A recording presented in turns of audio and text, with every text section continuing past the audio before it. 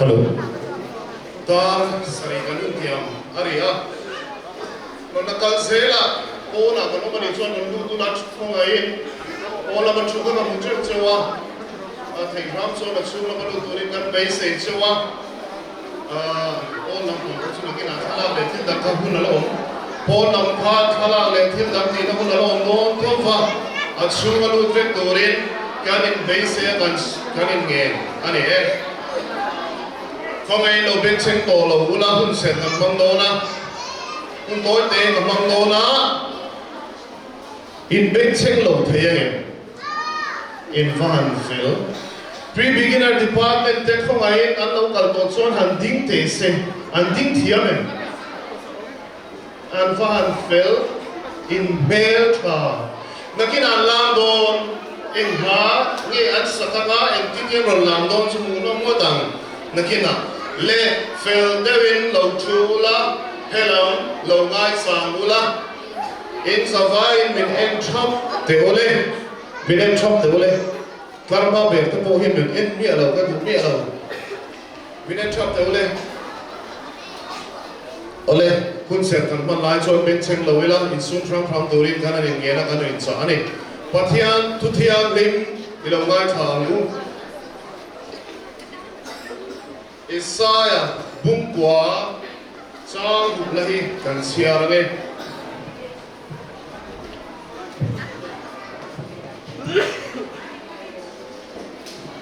Isaiah bungkwa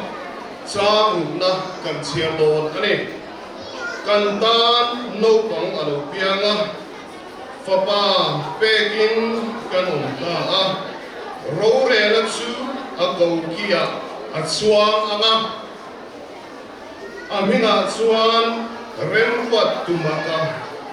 pathian saka chatuan pa remdalal antidon sia in la trong rem me ka du pia lo ram thar ve no pang trong to lo tur kan ti to trong rem ka chu asmart lo he a bekin su ka kan hun se to te su ka chuan han trong lo teng ha be la ka du tak seta kan zir tin tu le kan tu le pa te khan salam kha hanin fit setai la chome voina zanina hey banan kan huwa carol service no pangko carol service kan mang ani a kan ma lo ka hian enge ron theng don kha in share o christmas kan mang don aron theng don kan lal pa isu krista pian chan kan lom le don ani a rem nalal ani a mi zong ta na local min chan dam tura local ani a chu wagin isu krista local tu hi thin lung le ti tak seta lomwa vectorin kan in cha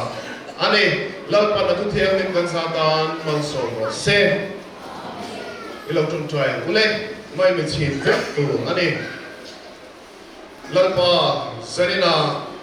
no pampual Christmas carol service kundo tak mai nangin min shuai thekle ta a kanlome e mai te na lom thu kan soi ani zarina kan tiapia te lalpa europui na min se nangin min shia puila nangin choi moi na chang chatan se hei fapai so krista mingin kan dile amen ole limle lo tak kan samfai kan saktu la kan do na din chugin kan sadona ni wa te wa saktu ra ya pre beginner pon thiam ti ka ya beginner te pon thiam ve kan samfai thiam na na ya khovel lo ma alo kala ti na ka kan sadona ni kan samfai wa takin kan sa anga ding chugin kan la shoi tu te lo chuak sena chuan kan sak zo huna kan host ku ta hun aung ha do ani le ilo sa le ti ma ku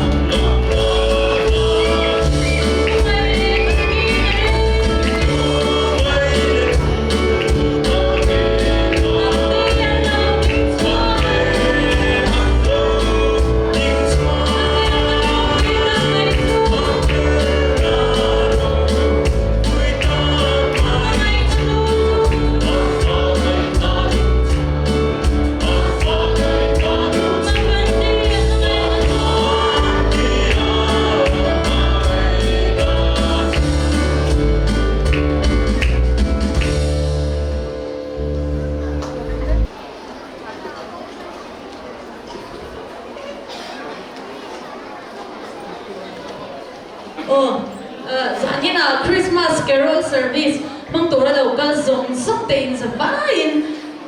kan let bai so Krista mingin si bai kapo katso kay hi Asher inside kaniya zani na in host tour kani chuan ni kuma khanin Christmas Carol Service kan mang fetwa mai ro chu kumin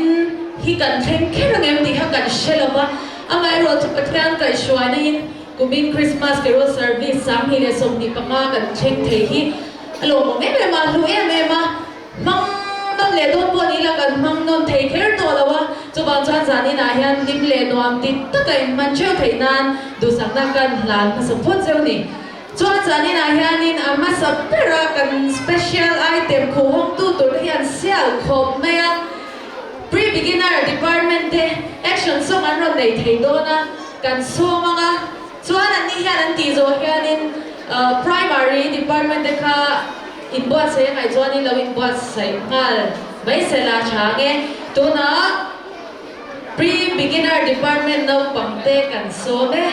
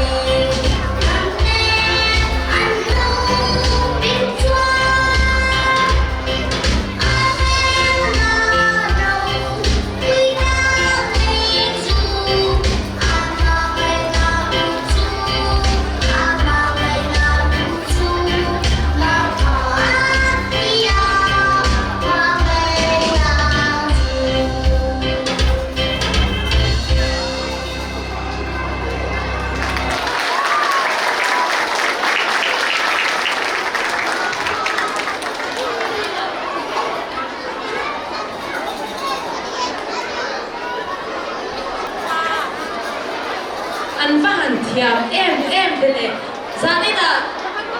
pre-beginner department na kan Christmas Carol Service meron man po ini alu kan tia minti pui sui kan tia chu bangi an zirtir tu te le nu le paron boy pui tu te song song chunga lom thu kan soi ngalani tu na chuan primary department te Christmas play and ron nei do na ilaw hirang bu Itu kan ending ke himari le Josepha te anni a bula le tangwai fel ta pathian ring tat tu te anni no pang anni la e chuna pathian le nu le pa te thuai tat chin anni a in nei tu re in huan me kan ni ni khat chu pathian in van te ko kam le la chu ga li rama ko pakhat Nazareth anti a chuan la thiam din mari ne na tira Tibai Vobi Lalpa Inena Entizia Tibai Mi Pugni Mari Lausu Pathian Ngai Sabzong Ini Ngai Ro Irai Anga Fapa Ishim Anga Amin a chuan iswa isatur ani ngai tel pa oi mo kani itu ang zelin tuma clean ro se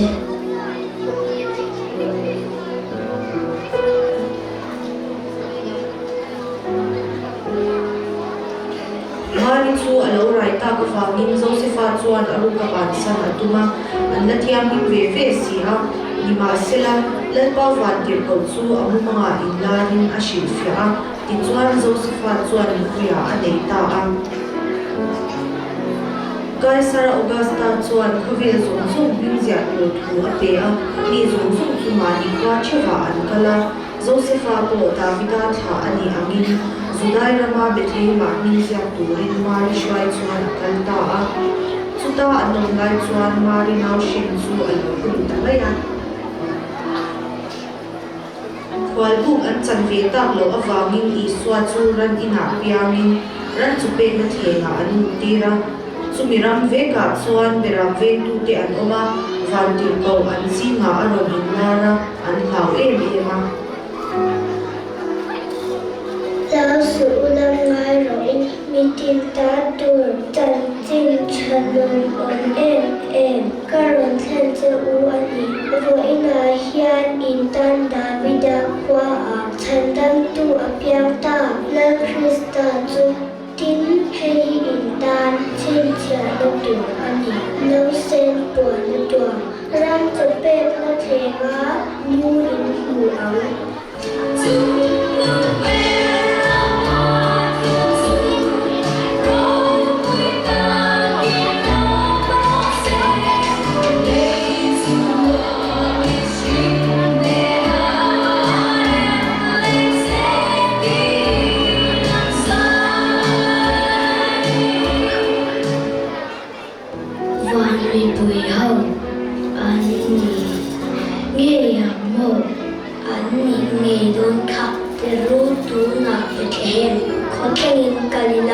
Lalpa tu min ship lau ken tu I enang u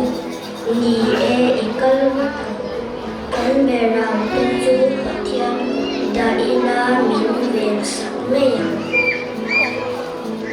Van tir kawin a shil ang nge chuan beram pu te chuan ran chope na thenga no sen iswa mong chuan vang hula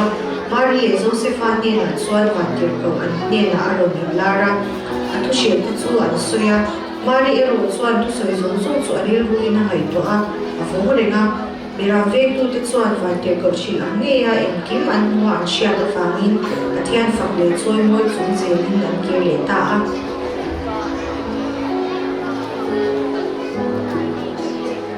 Iswa pianullahi lan heroda lalai ania khutsak lama bifin te chuan arsi an hu achangin iswa pian chu an lo shia a bifin te chuan an zui zela iswa pian hun chunga chuan arsi chu an ding ta a Karo po mira patakhi now piano ngan ka nan ang cheu kay buin pero hikalan ve angin. He mura hi kay kalan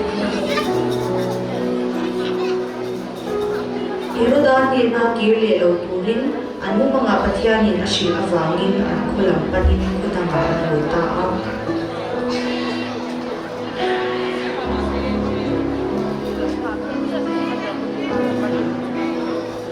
Patyan kan afapakan ng sandang turin, lau piantir lau ta semi zong himiswal, may dila kalvektur kan nito na patyanin mga inihi ana sa ema, Chuwang tak chuan thingkung thiam tak tua pathian bu so tia Christmas silon tu kan ni lek ani mani bu dan da lamang mai lovin a thei chin china biak inga in khom tur ani a in bu sak ton hun tu te ani a in mangai ton zuan na te man tu ani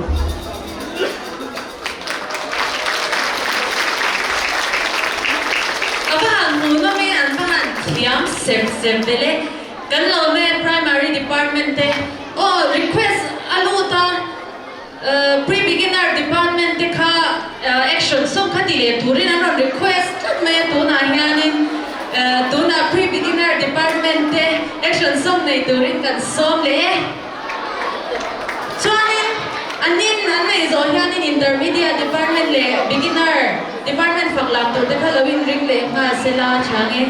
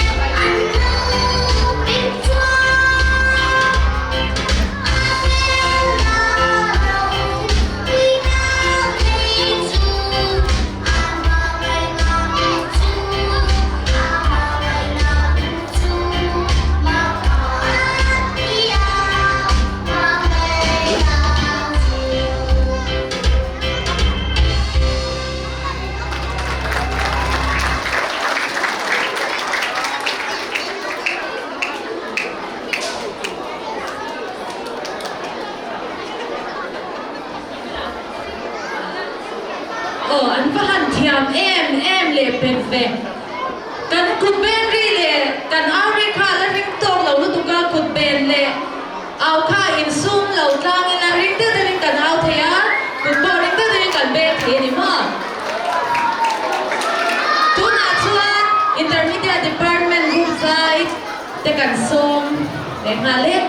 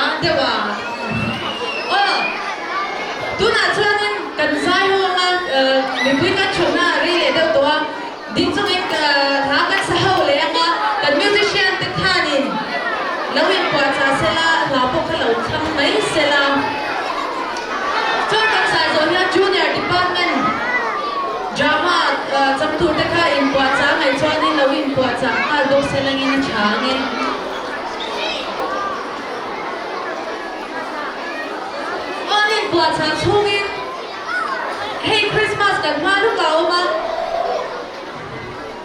kan nali so Krista hirim nalalani ti kan syepeka so bang chuanin rem nalalani angin Hey Christmas po hirim na thendu kan ni the chiu ka poi mo ye mema kan khotla na te kan chukwa te kaushana te le bimal kan nun hau na shimshima po rem na kan mai poi mo rem na le mo na thendu kan ni the ze na turin chan là thar de de mo ti kha kan soi ve le ni e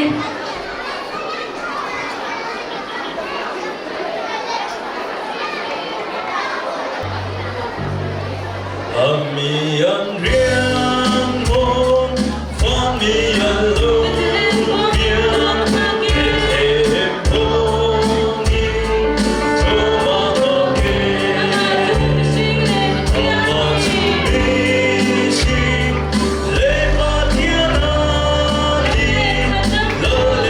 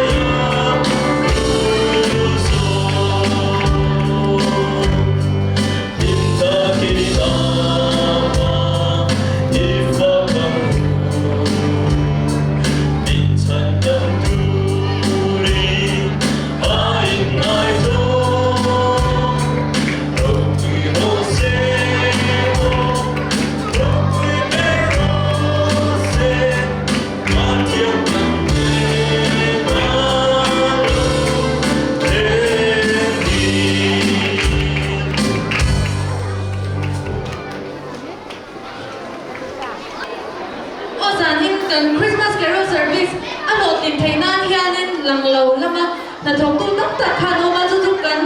soi be shim shim anga kan in charge de kan banner moi ta mai hi intermediate department de na an buat saya ni tin kan decoration hey balloon zong sok te hem te hi beginner department den an sei ni tin kan pangpar hi kaushan no hoina minon khoi sa kan ipoka chuan zani na hian refreshment on do na pa na khani kan refreshment te hi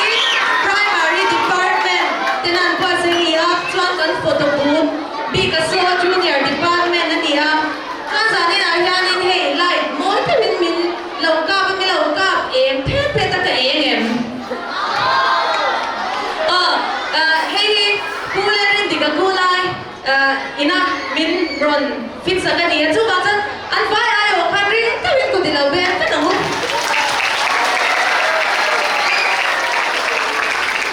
tu na chuan in junior department drama ron cham turin kan so me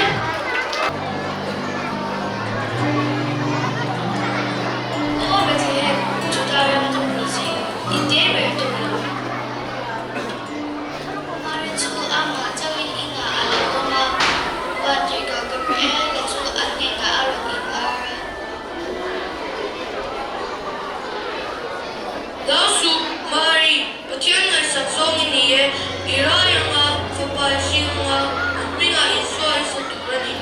Kinsu lula toy tirte zo kan siya, ni bala ka dai silo, tin nge zu ka chu ala ke thaya. Mari, lam na ta je, Patian tilti tay na inakya ko doon je mo. Ani, itu ang zeling ka chu a hling ro se. Ti chuan wa ti ko soi ang chuan mar chu alo rai ta. Josepha nge a in kwal lai mek ani awangin. Josepha chuan aru ka bansan atuma. Mari, tin ngay minrin ang lo sa thay, ilong ta taparem ni. Josepha, ang siya. Mafahar sa kae. Mari chu ama in atapa. Lalpa, mafahar sa in. Kama ngay ber, katsaan doon ta sibo. Ituwang se, katukan hilo se, katito siya. Masen, lalpa, mafahar sa sangin. Josepha chu bichata ani awain. Mari chu arun ka bansan atumuluk lai chuan. Ane na awakin kau chu arun ingara. Avan bakmay ve, Mari, milaw bung amo, avan na em. Josepha, inupuy hon Mari chu na ilausu, anaw pa hitarang tiyang nim na kami ani asi. Hiyaw, karen naman ihaw law may, suti su Mari kavak mulay fatange. Josepha, van lai za em. Mari, incheto lang mo. Josepha chu ani tuita. Mari ko aray yan tuye. Chu nga chuan kaisara agasta chuan. Kove zong minzi atum chu apaya. Khayle, longai farule, mani ko lam chawa kare ning siya bek turane. Ti chuan Josepha po Davida chu dali atla ani abangin. Nazaret ko ajang chuan Bethlehem chu an bantaa. Mari le Josepha chuan Bethlehem chu an tintaa. Josepha, na ko vejang del dunia. Khoi pu ka sok khen kan til dunia. Kapu khen na turala ome. Talang fu vet do. Fa buai kha kan pui hi na o ve to sia. Roma khalvet do sala sang ran nom. Ta son wen boy pi men lo. Josepha le Mari chu antal tangala.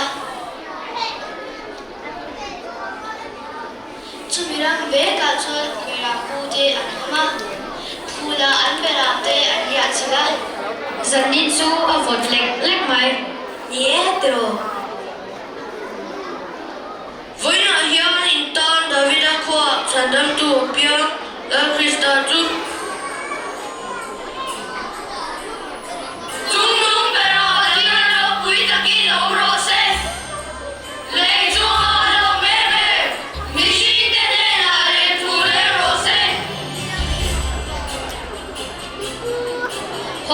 But here to love second to ring kan malam.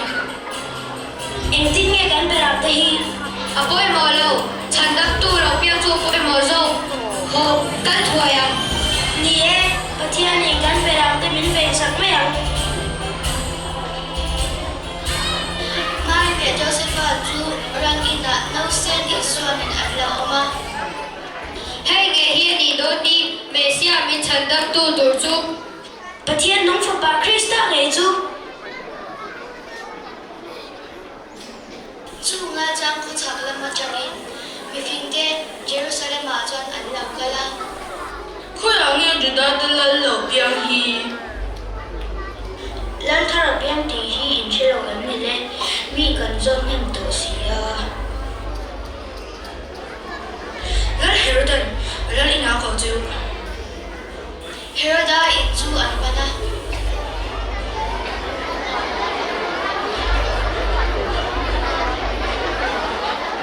Lo có rung có sao còn mi in mo.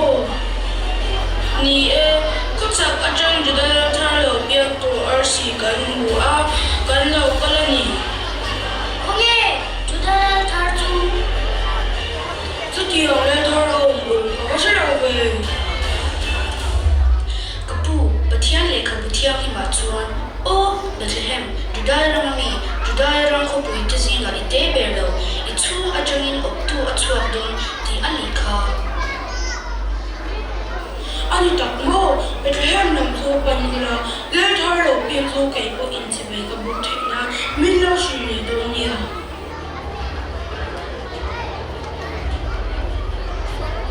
Herodan no te tha atun amangin Isa chu azan in al-Qur'an an-Qadsiyan kuita. Hey hi Juda arsi min shwa themna ani. So ni do so. Hey til pe te hi kan ron keng. Juda thar se be buk na atan ram ka chak bero le mura.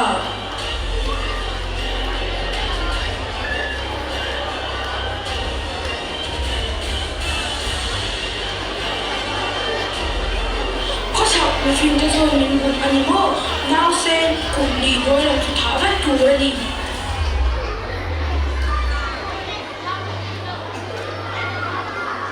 Lê thơ lộ biang anh xoay bố có thật tỏa Thăm hoa ta kinh cả lẽ rồi nào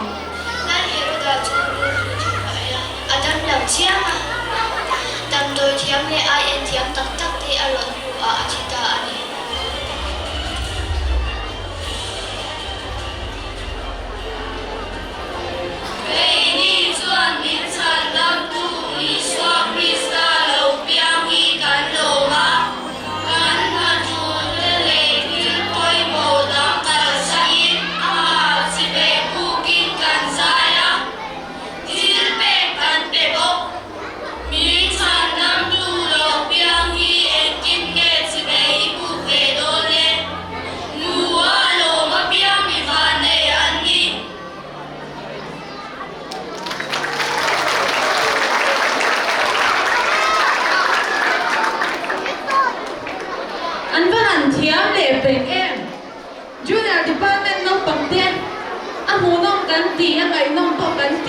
kan lom em ani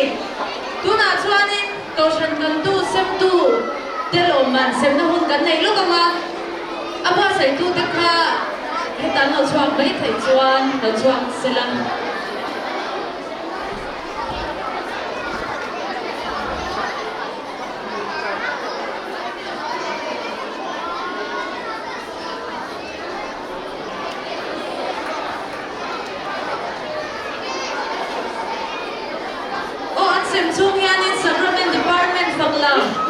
Entir tur te kha in buat sai angai chuanin lawin buat sai ma sela changin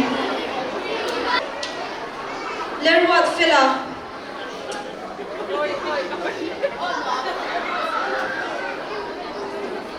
tambar bisi balen ha ka bial lerwat fela o membo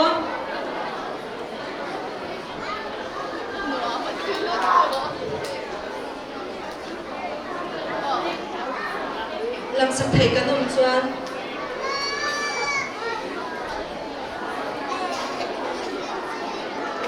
Let chuani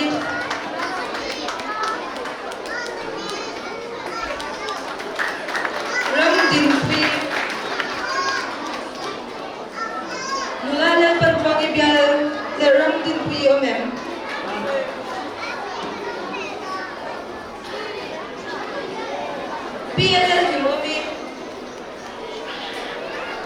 PLL Gimomi lam sap thai kan o mem nula zo chwa mi bial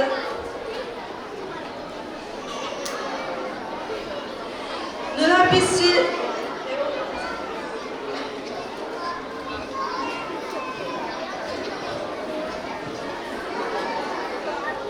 Malayalam do saki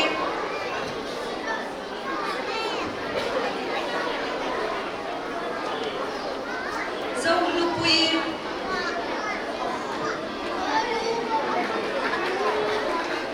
Silaram din sangi dan bekki misaila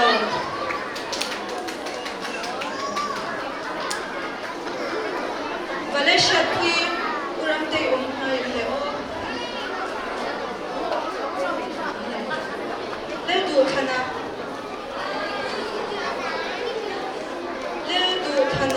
ule fakuma bial rem not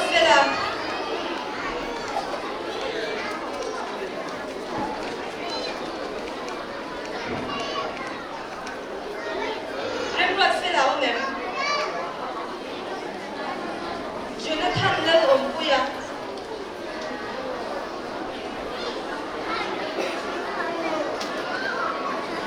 lal pikluwa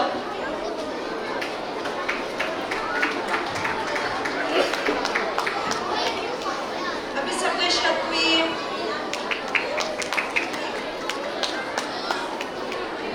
Lerit lui patswaw Arya Rongola Argele Shatwi Zautan Puya Kamval HS Tukabia Zautan Puya o mem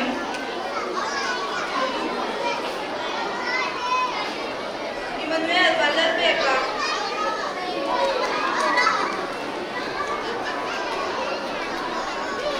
Samuel Larinchana Gela Sangi Pangai Swali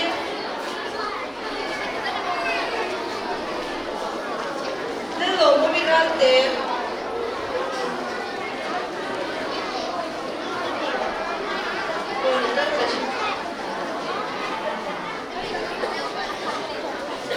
Doris Larangwati Angela Lamay Lambert Louis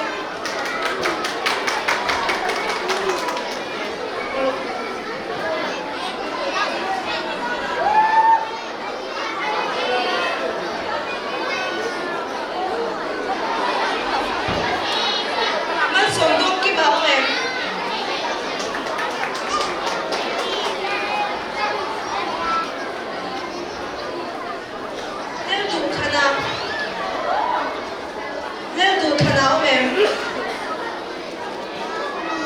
Zautan Puya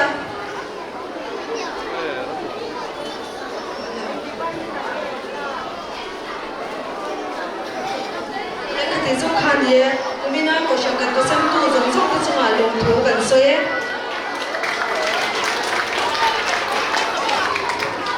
O tuna chuan Sacrament Department Faklam lau khir ho le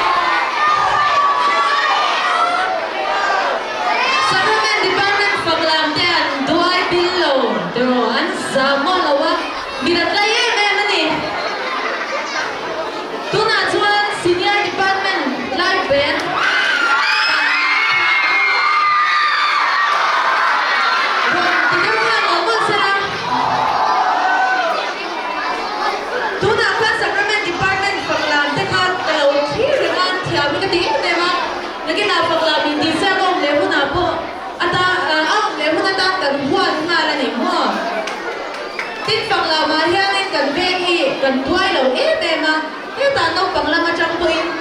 gần tuổi lâu sẽ khai rồi làm sẽ em mà nè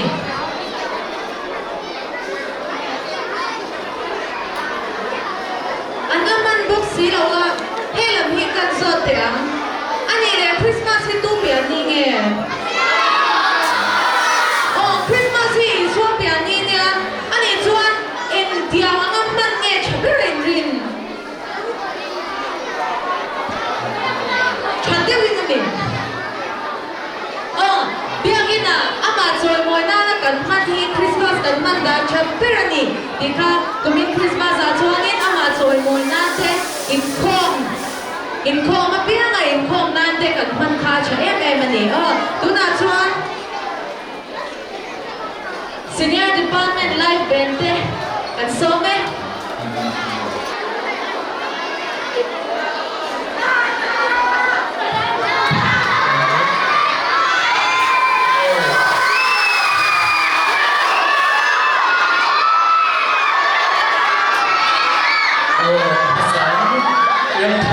Presbyterian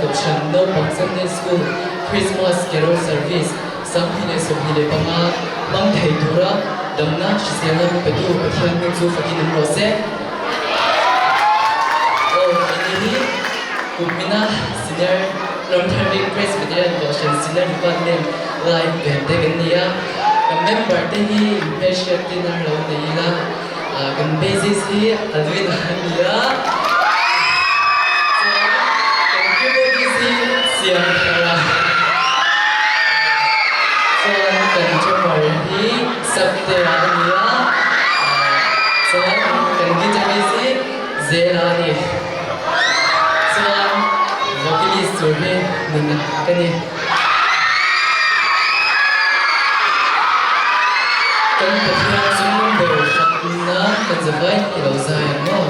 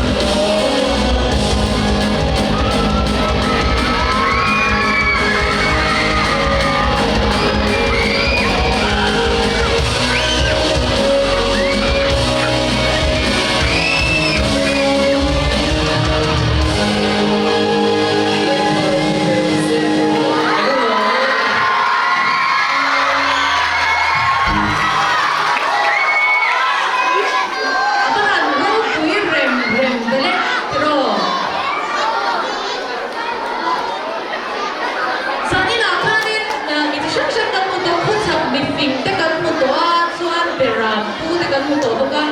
mari le zo se pa te ba te ro te kan to ma se la mu lo kan nei ni chu e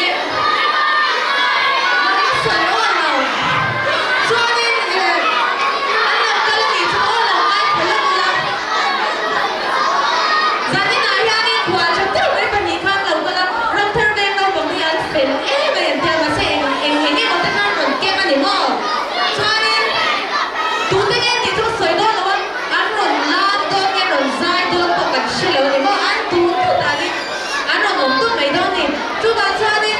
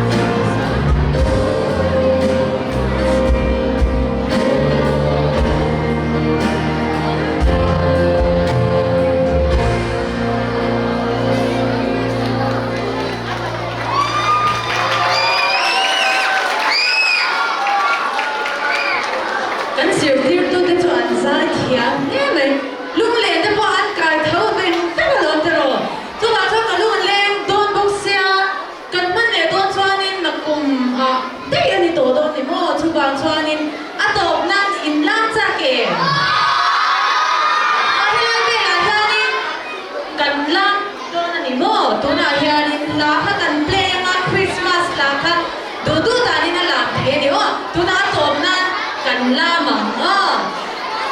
lakha lo play sila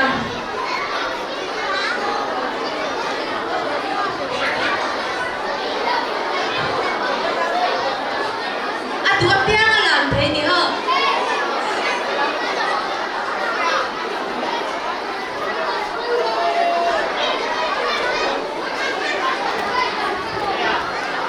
chuan zirtir tu omang angkha heta stage a hianin lo dik chua kula kan no pang den lo lam lai khanin lo ti phur ve lo lam ve turin stage a thei angkha omang kha kan lo chuak thei lo mem zirtir tu oma piang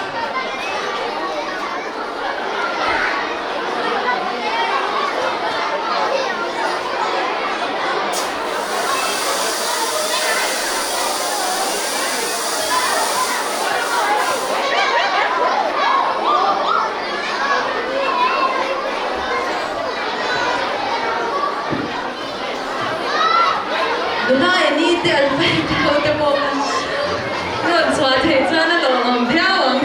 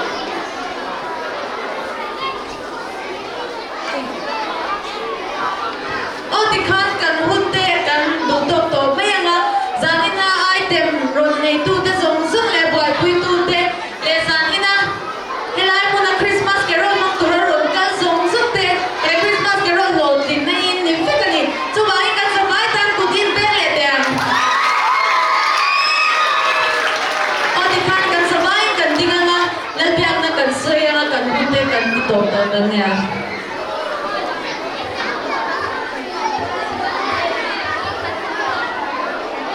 lâu trong trai không cần pa